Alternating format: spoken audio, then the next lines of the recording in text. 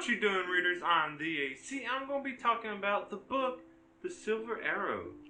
Ooh, what's that? Oh, always love the inside cover. And also the weird edging, if you can even see that. Oh. So, this book is by Lev Grossman with illustrations by Tracy Nishimura Bishop. It came out in September 2020, and it's more of a children's book. It's not too long, a little bit longer than I think typical children's books I read when I was a kid. But the main reason I want to pick it up is because it's by Lev Grossman, the author of The Magicians, which I just love The Magicians so much. So when I saw this book came out, I had to read it anyways, and I thoroughly enjoyed it. And I think anyone that reads it would enjoy it. It's not just for kids. There's so much in it that is just nice. There's some heartwarming. There's some lessons. There's just things I think everyone would enjoy unless you're a terrible person. Yeah, you see why when I talk about what actually happens in it. So of course this discussion is going to be full of spoilery stuff. So if you haven't read it, be prepared to hear all about it. So it's about two kids. One is a girl named Kate. On her 11th birthday, her uncle Herbert gives her a train engine, and it's a real full-size train engine that actually runs and does stuff. And her parents aren't happy about it, but her and her brother Tom, while just climbing around in it, it suddenly starts working and takes off. Herbert, he tries to stop it, but he realizes there's not much he can do about it. And then this is the magical adventure that they get to go on with their train. By the way, the train talks. It kind of just tops out some stuff and spits out paper to talk to them, but it's cool. So, their whole journey, they come to find out once they pull into some kind of rail yard or whatever, their uncle is magic. He does magic stuff. That's how he got the train. He also gives them a bunch of more train cars, a bunch of random train cars, like a couple of dining cars, a couple kitchen cars, a library, candy room, pool, all kinds of cars that I guess kids would want, even though they were a little hesitant at first of what they even knew they wanted, but they got it. I'll be down with this. Yeah. And what their goal is to do is to stop by all these stations and pick up animals, and then take animals off. All they really have to do is let the animals on, take their tickets, go until the animals get off. That's it. That's pretty much the main purpose of the story, or for their adventure. And that's all they really think they have to do. And they're caught up in this. Kate has been wanting to go on an adventure the whole time, so she's off for it. Tom is off for it. But they're really not sure why or what they're doing. They're just going with the flow. So they're bringing in all these animals, and they get close to a few of them. There's a North American porcupine, there's a fishing cat, there's an eastern green mamba, there's a white-bellied heron, and then eventually there's a pangolin. Pangolin? I don't know how to say it. Oh well. And throughout this, Kate's just trying to figure out what the point of all of it is, why, and there's not too many big antagonistic moments. There's not like a overall obvious antagonist. There are a few intense moments. There's a part where they stop at a station and none of the animals have tickets, but then there's this threatening boar who says they're going to get on anyways until the porcupine sings them. There's another part where they're running out of coal and they're in this forest and they're asking the trees if they can use some of their firewood, and then they turn into trees for about a year or so, and they go back to just being on the train, but with a bunch more firewood. There's a part where they're going down a mountain too fast, a part where they're trying to go up into a sky track, and then eventually going over ice, and then they fall through. There are these intense moments that just come with any journey, but throughout all of it, we come to learn that there is a big moral, there is a big lesson to the story, and why all these animals are moving in the first place, and why there were animals who didn't have tickets that were trying to go. So, the first time we see this lesson come is with the boar and all those animals trying to get on.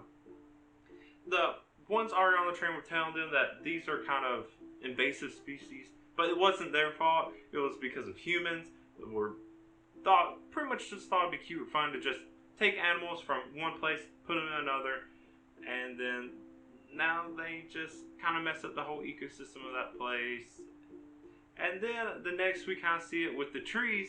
There's a part where the trees tell them, remember this. And at first I was like, oh, the trees are going to have some big magical part to play in all this? And it's not until I realized the trees were saying remember this because they were talking about remember what it was like to be a tree. And, you know, I don't know if plants and trees really have feelings on that stuff, but it was like, remember what it's like to be trees and what it's like to go through a whole year.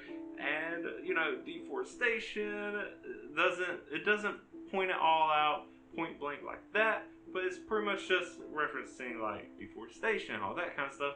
And then finally, the part where it starts to get really sad for me is because, one, I love animals. That's probably why I love this book so much. But eventually they have to say goodbye. Of course, all the animals are getting off, but just coincidentally, the 5 that she's been getting close to are the last ones left. When they finally get to that big track in the sky,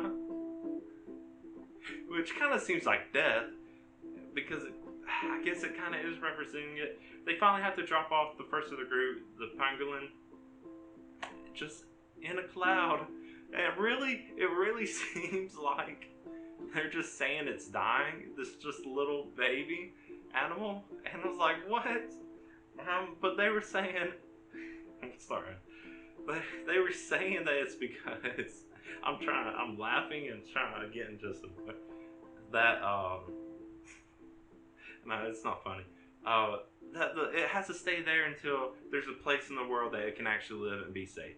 The whole lesson of this story is like habitats are being destroyed, humans are doing terrible stuff to the world, and animals are losing their homes. That's why they're having to move to find a safe place. And that's why this little baby is having to live up in the sky.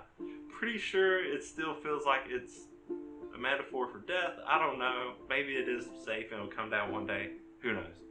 But then, I mean, it's sad when all the animals, like, it's a quick read. It's not long. I flew through it. But even in that short time, I really started to like these animals too.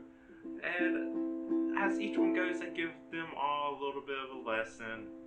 Until finally, just the porcupine's left. The one who seems to be the prickliest out of the bunch, both in nature and physically. And then throughout all of it, they fall through the ice at one point. The train seems like it's finally going to, I don't know, die. Let the fire burn out. And then they're back into like some kind of, I don't know, what do they call it? A rail house? Something like that? And everything's fine again. They fix the train back up. Herbert's there waiting. He tells them a story. Apparently, him and his sister, Kate's and Tom's mom, went on this whole adventure themselves. They had a train, but then they gave up. And now they're glad that Kate and Tom did it. Even though her mom kind of forgot it all, Herbert's still there, still working on the train. And it's like, okay, well, everything's fine now. Cool. They get back home. Turns out hardly any time has passed. The porcupine is still with them. And the porcupine's just like, yeah, I'll be fine here. Goes off on its own way. That's pretty much it. Now, throughout this all, it seemed like it could have been a really cool story to have like a whole series of kids' books from. When they have this overall lesson, it kind of makes it feel less like it could be a series, but there still could. There's so many environmental issues going on that there could be a book covering each of these. There's so many that could happen. Even though, yeah, they cover a whole lot of, I guess, the world and do a lot just in this one, there's still many other topics to go off of. Now, one of the other weird things about this, and weird, I mean great, is there's a lot of just a magical feel that I've been while reading Lev Grossman's books that is consistent with all of this. He's able to really capture these kind of magical worlds in the same tone, even for kids, like a younger book. He still was able to catch all that. And even though the style of writing is completely different, since, you know, it went from like this very adult, The Magicians, and I've been reading Codex, and I've been getting this feel for all this, he did a great job at putting that still into a kind of kid's book. And it's great. So, you know, a couple of things to take away from this. You know, protect the earth, and then read this book. If you have read The Magicians or Codex or anything else Lev Grossman has written, read this. It's a great book. It's quick. If you have kids, give it to them. They might learn something from it. I highly recommend this. I love this book so much, and I can't recommend it enough. Probably one of my favorites I've read in a while. But yeah, if you have read it, let me know what you thought. If you haven't, do it. You know, let's just talk about whatever you want to talk about, whatever you read anything. Yeah, whatever you want to say, leave it in the comments. But if you did like listening to me talk about this book, go and like the video. You want to see me talk more about other books I'm reading and whatnot, go and subscribe to my channel. You can see why I do all that. But until next time, I'm the AC. Thank you for watching, and bye.